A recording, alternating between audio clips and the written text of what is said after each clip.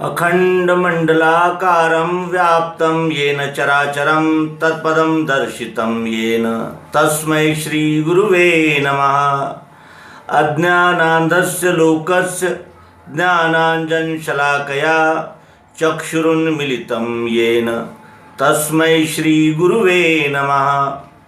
अध्यात्म विश्व विज्ञान यूट्यूब चैनल के सभी पाठक, दर्शक, मार्गदर्शक और आचार्य गणों का हार्दिक स्वागत, अभिनंदन और समादर करते हुए आइए आज सर्वांग योग के विषय में जो मौलिक प्रश्न आया है उसका निराकरण यथामति और यथाबुद्धि करने का हम प्रयास करेंगे। प्रश्न इतना जिसे कहा जाएगा कि पिन पॉइंट है, लेकिन प्रश्न का उत्तर खोजने के लिए हमें सर्वांग योग का सहारा लेना होगा, क्योंकि प्रश्नकर्ता ने ऐसा अंतिम स्थिति का प्रश्न किया है कि जिसको समझने के लिए हमें शुरुआत से उस प्रश्न के मर्म तक जाना होगा, और उस मर्म तक जब हम जाकर उस प्रश्न को देखेंगे, उस प्रश्न का उत्तर खोजेंगे और उस प्रश्न के मर्म तक अपने मन, बुद्धि, चित्त और अहंकार के साथ जब जाएंगे तभी उसका वस्तुतः हमें बोध होगा और हम उस प्रश्न के उत्तर को जान पाएंगे, समझ पाएंगे। ये प्रश्न है कि अध्याय 9वां राजविद्या राजगुह्य योग, श्रीमद् भगवद गीता का 9वां अध्याय राजविद्या राजगुह्य योग के वो 19वें और 18वें 19वें श्लोक का स्पष्टीकरण चाहते हैं। भर्ता साक्षी गति स्वामी निवास आप्त भक्त का, मैं स्थिति लय उत्पत्ति निधान बीज अव्यय, मैं तपता हूँ करता हूँ गिराना जल रोकना, अमृत मैं मृत्यु भी मैं सता सत अर्जुन। गतिर्भर्ता प्रभु साक्षी निवासा शरणं सुहृद, प्रभवा प्रलया स्थानम निधानम बीजम अव्ययम, तपाम्यहम वर्षम निगृह्णाम सज्जामि च, अमृतम चैव मृत्युश्च सच्चाम अर्जुन। इन दो श्लोकों का हमें मर्म देखना है कि किस तरह वो परमात्मा भर्ता साक्षी गति स्वामी निवास आप्त भक्त का और स्थिति लय उत्पत्ति निधान और इस विश्व का अव्यय बीज है। वो कैसे तपता है, कैसे जल को गिराता और जल को रोकता है, अमृत कैसे है, मृत्यु कैसे है, और सत्य भी है और असत्य भी है, ऐसा अर्जुन को भगवान श्री कृष्ण जी 9वें अध्याय के 18वें और 19वें श्लोक में यहाँ स्पष्टतः बता रहे हैं। अब इसके मर्म तक जाने के लिए हमें ये देखना होगा कि मैं कौन है, ये जो मैं है वो कौन है, क्योंकि मैं के प्रकार व्यष्टि में जो श्री कृष्ण जी है और समष्टि में जो यह सारा दिख रहा है समाज, और परमेष्टि जो व्यष्टि और समष्टि इन दोनों का लय करने वाला तीसरा भाव जो है वो समष्टि है, यानी पारमेष्टि है। व्यष्टि समष्टि का लय पारमेष्टि में हो जाता है, और ये त्रिपुटी में रहने से इसको त्रिपुटी के द्वारा ही जाना जाता है, जो अब हम सर्वांग योग के सहयोग से, सर्वांग योग की सद्गुरु योग युक्ति से इस प्रश्न के मर्म तक पहुँचेंगे। और आपसे विनम्र प्रार्थना है कि आप इस प्रश्न को सद्गुरु युक्ति से अवलोकन करें और जानें कि किस तरह वो सब कुछ वही है, भर्ता भी वही है और लयकर्ता भी वही है। ये इस एपिसोड में हम जानेंगे। इस सत्य का मर्म जानने के लिए सद्गुरु कहते हैं कि कहे तश्रुति वो क्या है त्वम रहता कहाँ, असी कहा जिसे वो क्या ध्यान में बैठता नहीं। और देखना उसको कैसे जो देखे वह कौन है, जानना चाहता हूँ ये यथार्थ मुझको कहें। क्योंकि ईश्वर विषयक सभी लोगों ने अनेक प्रकार की कल्पनाएं, मानिंदियाँ और अनेक प्रकार के ग्रंथ, पंथ, संप्रदाय खड़े कर लिए, लेकिन सभी उसको शब्दों में ही वर्णन कर रहे हैं। और शब्दों में पानी पानी कहने से जैसे प्यास नहीं बुझती, उसी तरह शब्द में ही ईश्वर, परमात्मा और अनेक प्रकार के गॉड वगैरह नाम लेने से भी हमारा कोई स्थायी समाधान नहीं हो सकता। और परिचय के बिना हम न उस वस्तु को, उस यानी बात को समझ सकते हैं, न उससे हमारा कोई स्थायी लाभ संभव है। तो इस तरह भगवान श्री कृष्ण जी ने जो श्रीमद् भगवत गीता में जो प्रश्न उठाए हैं, जो कहा है, उसका मर्म यही है कि अर्जुन को भी 11वें अध्याय में जब तक विश्वरूप दर्शन नहीं कराया, तब तक उसका संपूर्ण संशय भ्रम नहीं गया और वो निसंशय होकर अपने वर्ण कर्म में उपस्थित नहीं हो सका। ये हम सब जानते हैं। यहाँ भगवान श्री मायानंद जी चैतन्य, इन्होंने तत्त्वम् असि इस वेद वाक्य का सहारा लिया है। तत्त्वम् असि, तत् वही, त्वम यानी तुम, असि यानी हो, वही तुम हो। वही तुम हो तो वही यानी क्या, और तुम कौन, और असि, वो असि कैसे है? असि का मतलब होता है वो कैसा है, और वही तुम हो, वही तुम हो, वही तुम हो, तो वही तो हम बहुत कुछ है। हम मनुष्य भी है, हम किसी संप्रदाय के भी है, हम किसी राज्य के भी है, हम किसी भाषा के भी है। हमने तो अपने आप पर कई उपाधियां लगा ली। तो ये तत्त्वम् असि, ये वेद वाक्य का मर्म क्या है? और ये जानने के लिए भगवान श्री मायानंद जी चैतन्य यहाँ कहते हैं कि लक्ष्य, सिद्धांत का लक्ष्य करने के लिए और स्वरूप का निश्चय बोध होने के लिए विज्ञान की रीति का सहारा लेना पड़ेगा, और तभी हमें अपने स्वरूप का साक्षात्कार होना संभव है। और इसी का बोध होने से दृढ़ निश्चय मिले। जब तक हम किसी भी सिद्धांत को प्रत्यक्षतः नहीं जान लेते हैं, तब तक हमें बोध नहीं होता, और जब तक बोध नहीं होता तब तक दृढ़ निश्चय नहीं हो सकता। क्योंकि संपूर्ण संदेह का निरसन होने के लिए बोध का होना आवश्यक है। और जब तक हम अपने मन, बुद्धि, चित्त और अहंकार के साथ, अपनी सभी इंद्रियों के साथ जब तक उसको जांच और परख नहीं लेते, पहचान नहीं लेते, तब तक ये हमारा जानना केवल शाब्दिक होता है। तो इसके लिए वो कहते हैं कि जड़ चैतन्य की ग्रंथि छूटने का सुमार गई। जड़ और चैतन्य, इस विश्व में कुछ लोग कहते हैं कि कुछ वस्तुएं जड़ है तो कुछ चैतन्य है, और जड़ और चैतन्य का वाद ये अनादिकाल से चल रहा है। कोई इस विश्व को जड़ मानता है, वो मूर्ति भंजक है, मूर्तियों का निषेध करते हैं, प्रतिमाओं का निषेध करते हैं। और कोई इस विश्व को जड़ मानते हैं, वो कहते हैं कि ये विश्व ही असत्य है, और कुछ कहते हैं कि ये विश्व ही सत्य है। ऐसा जड़ चैतन्य का ये वाद अनादिकाल से चल रहा है, और सभी मतों, पंथों, संप्रदायों के निर्माण होने का यही मूल कारण है कि जब तक सत्य का हम दर्शन नहीं कर लेते, एक वाक्यता नहीं हो जाती, तब तक के ऐसा यानी आपस में मतभेद और आपस में मनभेद बना ही रहता है। और जड़ चैतन्य की ग्रंथि छूटने के लिए उन्होंने सुमार्ग बताया है विज्ञान का। विज्ञान किसे कहते हैं? प्रत्यक्ष यथार्थ पद्धति से किसी विषय को अनुभविक दृष्टि से जान लेना, यही विज्ञान की रीति होती है। क्योंकि विज्ञान गृहीतकों को नहीं मानता, विज्ञान सिद्ध हुए सिद्धांतों को ही मानता है। जो विज्ञान के द्वारा सिद्ध हो गया है उसी को ही विज्ञान मान्यता देता है। और अध्यात्म विज्ञान भी ये विज्ञान ही है जो प्रत्यक्ष प्रयोग द्वारा सिद्ध होता है। यहाँ भगवान मायानंद जी चैतन्य सावधान कर रहे हैं कि अगर आपको जड़ चैतन्य की ग्रंथि यानी छुटाने का है, छोड़ने का है, जड़ चैतन्य की ग्रंथि का निरसन करना है, तो बताशे अपने आगे रखना, भूलना नहीं। क्यों? क्योंकि हम जब तक वस्तु पे प्रयोग नहीं करते, तब तक कि वो केवल शाब्दिक वाद विवाद ही रहता है।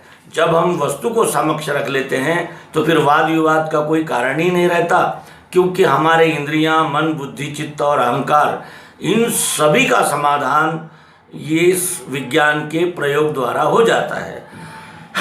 और फिर वे कहते हैं कि फिर वे सूक्ष्म दृष्टि से देखना बोध के लिए। तो सूक्ष्म दृष्टि से देखने का क्या आशय है? क्या हम किसी वस्तु को सूक्ष्म दृष्टि से नहीं देखते?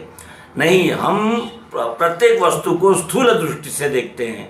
यहाँ ऐसा है, वहाँ वैसा है, ये ऐसा है, वो वैसा है, लेकिन उसके कारण तक नहीं जाते। सूक्ष्म यानी पद्धति से उस वस्तु को जब तक हम जान नहीं लेते, तब तक स्थूल, सूक्ष्म और कारण, इन तीनों भूमिकाओं का पूर्ण ज्ञान नहीं होता और हम केवल बाह्यांग में ही उलझ जाते हैं और फिर वाद विवाद की शुरुआत हो जाती है। इसलिए वो कहते हैं कि फिर वे सूक्ष्म दृष्टि से देखना बोध के लिए, हिये में बोध होते ही मुक्ति है ब्रह्मजाल से।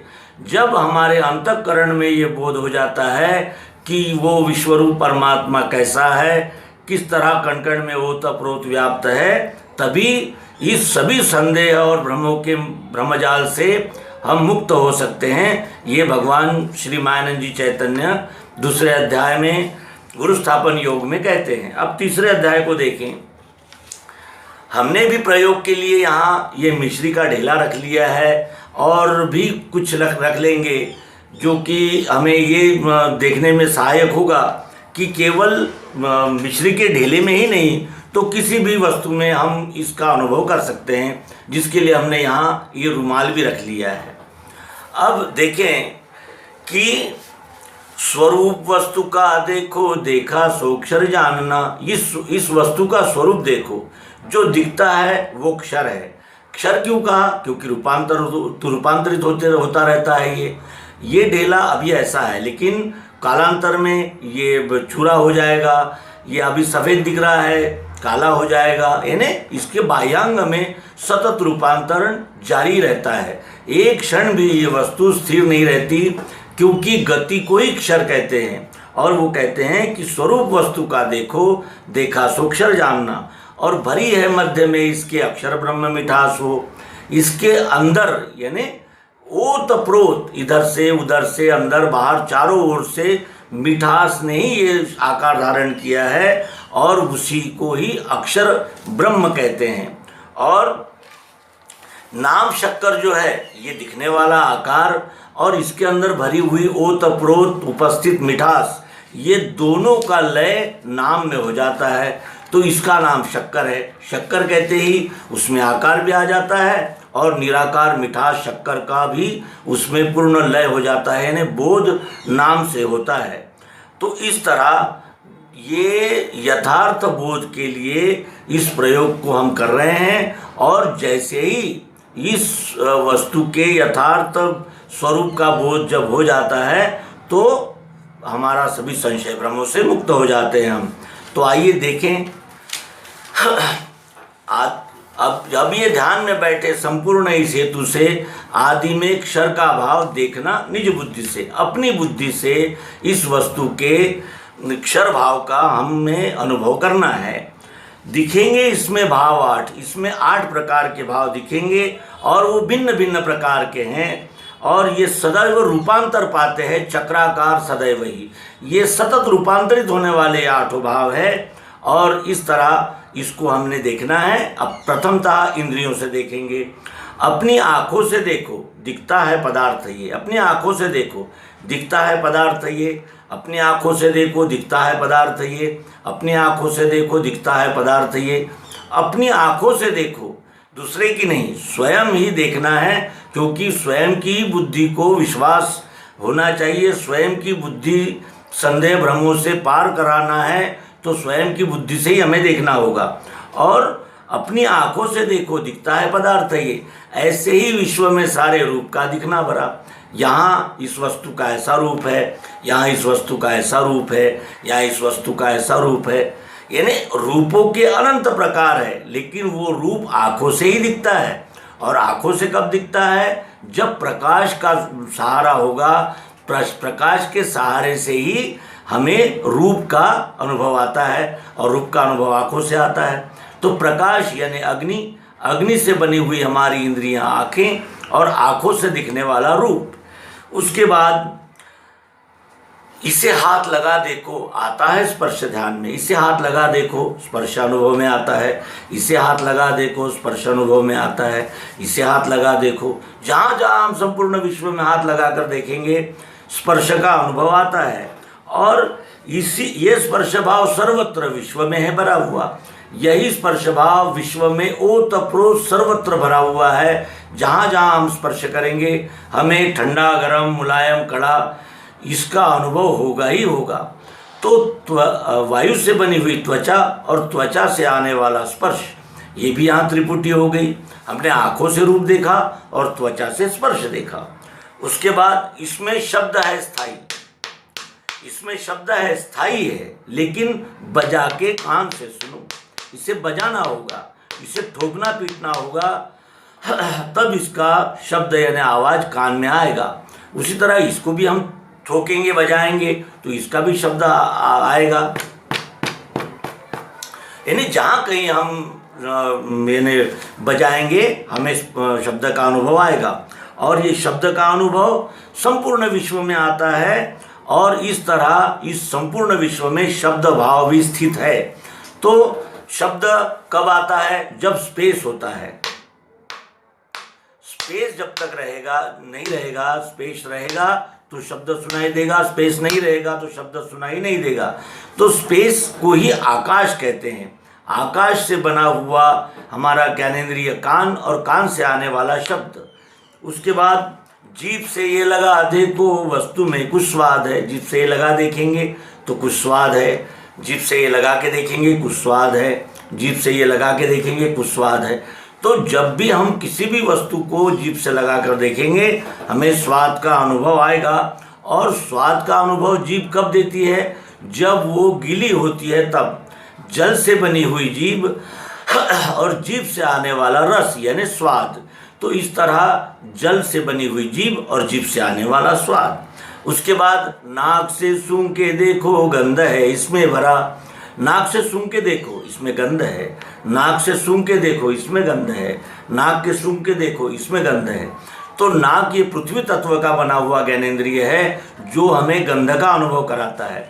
इस तरह हमने आँख, कान, नाक, त्वचा और जीभ इन पंच ज्ञानेंद्रियों से शब्द, स्पर्श, रूप, रस और गंध इन पंच तन्मात्राओं का अनुभव लिया जो पृथ्वी, जल, अग्नि, वायु, आकाश इन पंच महाभूतों से बने हुए ज्ञानेंद्रिया और इनसे शब्द, स्पर्श, रूप, रस, गंध इस रूप से अनुभव में आने वाली तन्मात्राएं संपूर्ण विश्व में, यच्चावत विश्व में कण कण से लेकर के बड़ी से बड़ी वस्तु में और छोटी से छोटी वस्तु में ओतप्रोत व्याप्त है। लेकिन जब हम प्रयोग करेंगे तभी वो यानी इसका अनुभव आता है। यानी प्रकृति जब तक प्रयोग नहीं करेंगे, जब तक वस्तु पर कृति नहीं करेंगे तब तक वो उसमें का शब्द, स्पर्श, रूप, रस, गंध ये तन्मात्राएं अपना अनुभव नहीं देगी। तो इस तरह यहाँ पांचों ज्ञानेंद्रियों से हमने 5 प्रकार के अनुभव लिए और इसमें 5 का ब्यौरा है। पंचीकरण आ चुका। हम पंचीकरण नामक एपिसोड में इन्हीं शब्द, स्पर्श, रूप, रस, गंध इन्हीं का व्यापक स्वरूप जो है वो पंचीकरण के द्वारा आपके समक्ष प्रस्तुत कर चुके हैं। पंचीकरण शीर्षक से जो एपिसोड प्रस्तुत किए गए हैं उनका आप अवश्य अवलोकन करेंगे। अब रचना शब्द की सारी पांचों को बतला रही। ये शब्द से हम पांचों की यानी इस वस्तु के 5 प्रकार के अनुभवों का वर्णन हमने शब्दों में कर लिया। लेकिन गुण है इनके आगे, वे तीनों सूक्ष्म रूप है। इनके आगे तीनों गुण हैं जो सूक्ष्म रूप है और 5 ज्ञानेंद्रिय से वे दिखने के नहीं कभी। ये 5 ज्ञानेंद्रियां भी उन तीनों गुणों का अनुभव नहीं दे सकती। तो कौन दे सकता है? जानेगा मन वे तीनों और उनके स्वधर्म को। मन ही सत्वगुण, रजोगुण, तमोगुण इन तीनों गुणों का अनुभव मन ही लेता है और मन के द्वारा ही 3 गुणों को जाना जा सकता है। ये भगवान श्री मायानंद जी चैतन्य क्षर भाव स्थित पंचीकरणानुभव योग नामक सर्वांग योग के चौथे अध्याय में कह रहे हैं। अब देखें कि ये तीन गुण किस तरह इस सारे विश्व में अखंड भरे हुए हैं। तो घी के साथ मिला देखो, वस्तु में गुण सत्व है। इस वस्तु को हमने पीस कर घी के साथ सेवन किया तो खाते समय मीठा और चिकना ये दोनों अनुभव रहने से खाते समय भी आनंद आया, और घी के साथ शक्कर जब पेट में गई तो हमारा दाह शांत हुआ, यानी प्रयोग में भी अच्छा रहा और परिणाम में भी अच्छा रहा। फिर जल के साथ पीने से वस्तु में गुण है रजो, जल के साथ पिएंगे तो वस्तु में रजोगुण का अनुभव आएगा, पीते समय अच्छा लगेगा। लेकिन जब पेट में ये वस्तु जाएगी तो पेट में दाह और उष्मा का निर्माण करेगी। ठंडा और मीठा शरबत पीते समय अच्छा लगा, लेकिन पेट में जाकर उष्मा का निर्माण हुआ, यानी परिणाम में बुरा रहा। इस तरह अच्छा और बुरा अनुभव रजोगुण कहलाता है। और इस वस्तु को हमने ऐसे निरी खा ली तो क्या हुआ, खाते समय हमारे मसूड़े छिल गए, हो सकता है एक दो दांत भी टूट जाएं, और पेट में निरी शक्कर जाएगी तो दाह निर्माण होगा, यानी खाते समय भी तकलीफ और परिणाम में भी तकलीफ। इसे तमोगुण कहलाते हैं। इसी प्रयोग को हम रुमाल पे करेंगे, ये अच्छी स्थिति में है, हमारे सभी काम में आ रहा है, तो ये सत्वगुण ही है। अगर ये थोड़ा सा फट गया है, कहीं से इसके रेशे निकल गए हैं तो भी काम चलता है, ये अच्छा बुरा मिश्रित अनुभव रजोगुण है। और एकदम ये अलग अलग हो गए हैं रेशे, ये अभी उपयोग में ही नहीं आ सकता, ये तमोगुण है। और ये इसी तरह ये संपूर्ण विश्व में इन तीनों गुणों से ही, ये संपूर्ण विश्व की वस्तुएं इन तीनों गुणों में ही यानी उपस्थित है। तीनों गुणों से पार है ऐसी वस्तु इस संपूर्ण यानी विश्व में कहीं नहीं, कोई नहीं। और यह कब अनुभव में आता है, जब हम उस वस्तु के साथ संग करते हैं, उस वस्तु का उपयोग करते हैं, तब ध्यान में आता है कि ये वस्तु सतोगुणी है, रजोगुणी है या तमोगुणी है। और ये तीनों गुण ही यानी अन्न के द्वारा जब हम अन्न भक्षण करते हैं तो ये सतोगुण रजोगुण तमोगुण ही हमारी नाड़ी में कफ वात और पित्त बनकर कार्य करने लगते हैं। और कफ वात पित्त ये तीन नाड़ियां हैं, ये आयुर्वेद भी हमें बताता है कि और इन्हीं तीन नाड़ियों से ये सारा शरीर कार्य करता है। और इन्हीं तीनों नाड़ियों के वजह से वो इस शरीर ने स्थूलता पाई है। किस लिए, स्वरूप बोध के लिए, अपने आप को जानने के लिए इन तीनों नाड़ियों ने स्थूलता धारण की है, शरीर बन गया है। ये तीनों नाड़ियां शरीर बनकर कार्य कर रहा है स्वरूप बोध के लिए। और ये तीनों नाड़ियां ही हमारे शरीर में मन बुद्धि और अहंकार बन जाता है। रजोगुण जो है वो मन बन गया, सत्वगुण बुद्धि बन गई, और तमोगुण जो है वो अहंकार बन गया। यानी ये तीनों गुण ही इस शरीर में कफ वात पित्त बनकर कार्य करते हैं, और उनका प्रत्यक्ष स्वरूप हमें अनुभव में आता है मन बुद्धि और अहंकार के रूप में। इस तरह ये शब्द स्पर्श रूप रसगंध और सतोगुण रजोगुण तमोगुण ये आठों को क्षर भाव कहा है, इसलिए कि ये सतत रूपांतरित होते हैं। और अखंड मंडलाकार ये क्षर रूप फिरा फिरा करता है, ये कभी भी स्थिर नहीं रहता। जो वस्तु अभी सत्वगुणी है, हो सकता है वो कुछ दिन के बाद रजोगुणी हो जाए या तमोगुणी हो जाए। जो जिस वस्तु का शब्द अभी ऐसा आ रहा है, हो सकता है उसका आवाज़ यानी उसका जो आवाज़ है वो दूसरी तरह आने लगे। ये सतत रूपांतरित होने वाला अक्षर भाव है, और इसी को ही साम्यावस्था कहा है कपिल मुनि ने सांख्य योग नामक शास्त्र में। और ये अखंड मंडलाकार अक्षर रूप फिरता रहता है, और संपूर्ण विश्व की लीला इसी में होती रहती है, और इसी को ही तत्पद कहा है। तत्त्वम असि, इस वेद वाक्य का हम यहाँ अनुशीलन कर रहे हैं। तो वो जो तत्व जो है वो इसी क्षर भाव को कहते हैं, और ये सबको दिखता है। इस विराट विश्व में जहाँ कहीं हम प्रयोग करेंगे इन आठों का अनुभव आता है, लेकिन जानते नहीं। क्यों? क्योंकि जानने के लिए जानकारी देने वाले सद्गुरु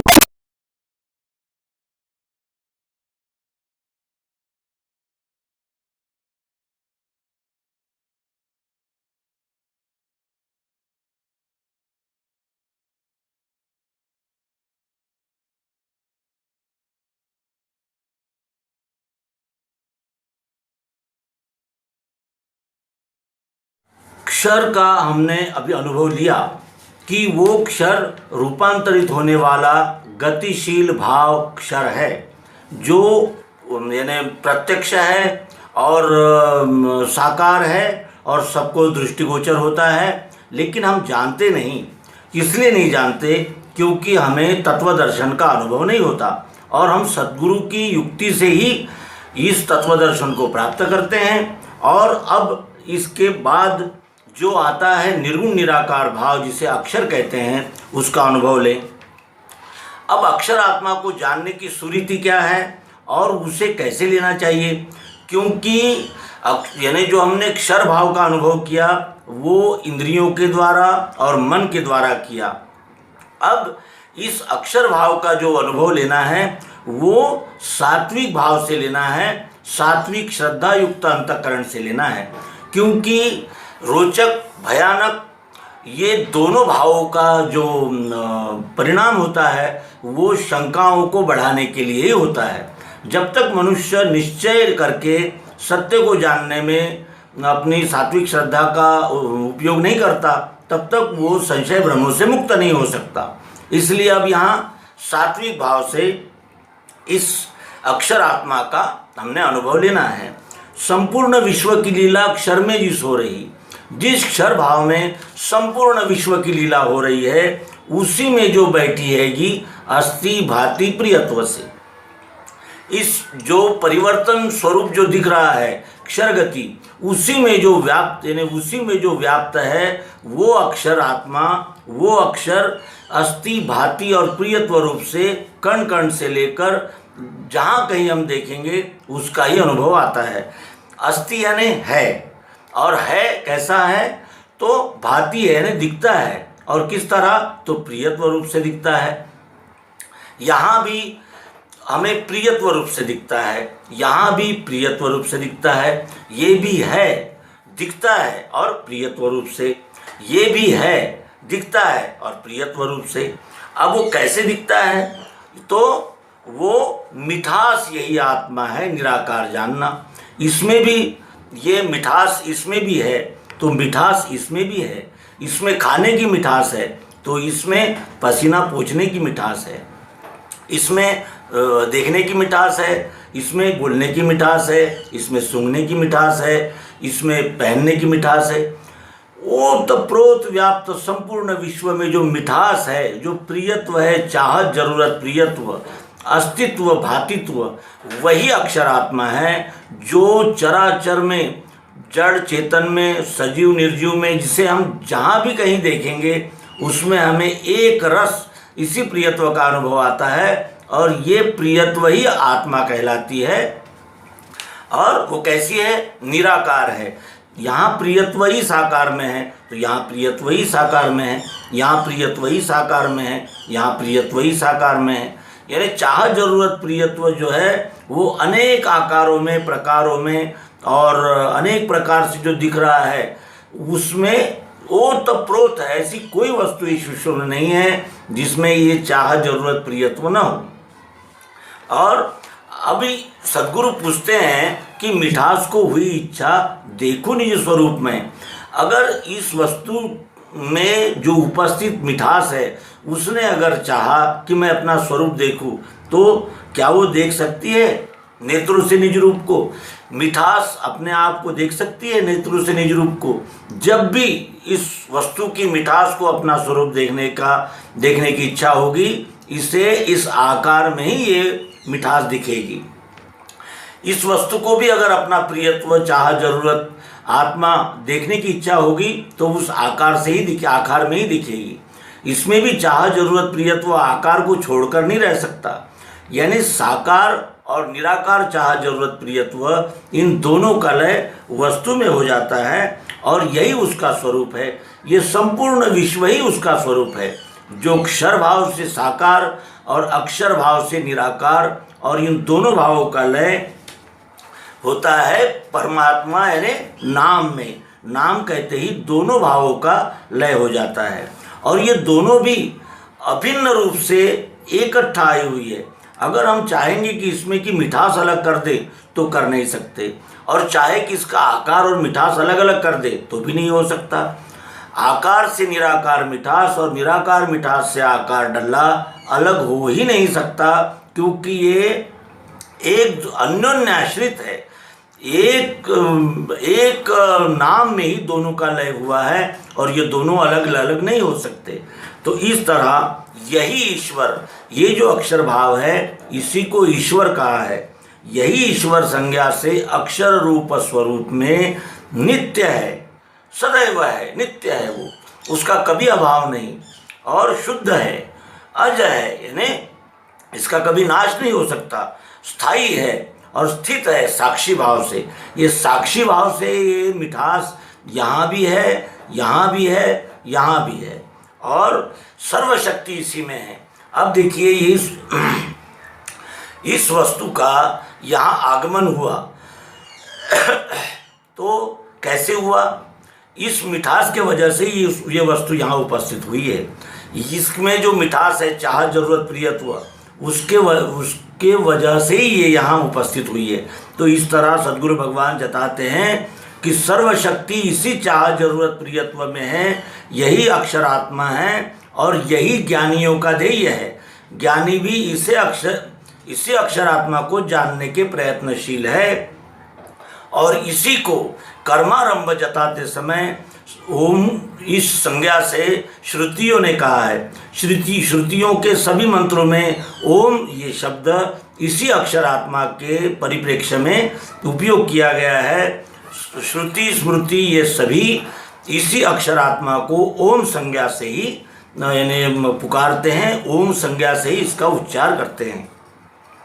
अब ये तो हमने यहाँ देख लिया कि ये अक्षरभाव, शब्द स्पर्श रूप रसगंध और सतोगुण रजोगुण तमोगुण, ये अष्टधा अक्षर, इसमें ओतप्रोत व्याप्त चाह जरूरत प्रियत्व ये अक्षरात्मा, और नाम है उसके आगे जान के बुद्धि ही जहाँ लय को प्राप्त होती है वही सद्रूप जानना। नाम है उसके आगे, नाम इस वस्तु को शक्कर कहते ही इसका ढेला और इसकी मिठास, इन दोनों का लय उसमें हो जाता है। नाम है उसके आगे जान के बुद्धि ही जहाँ लय को प्राप्त होती है वही सद्रूप जानना। नाम को जानते ही बुद्धि का संपूर्ण समाधान हो जाता है, और इस तरह ये बुद्धि लय को प्राप्त हो जाती है, और वही सद्रूप है, वही इस वस्तु का रूप है जो नाम में परिलक्षित होता है।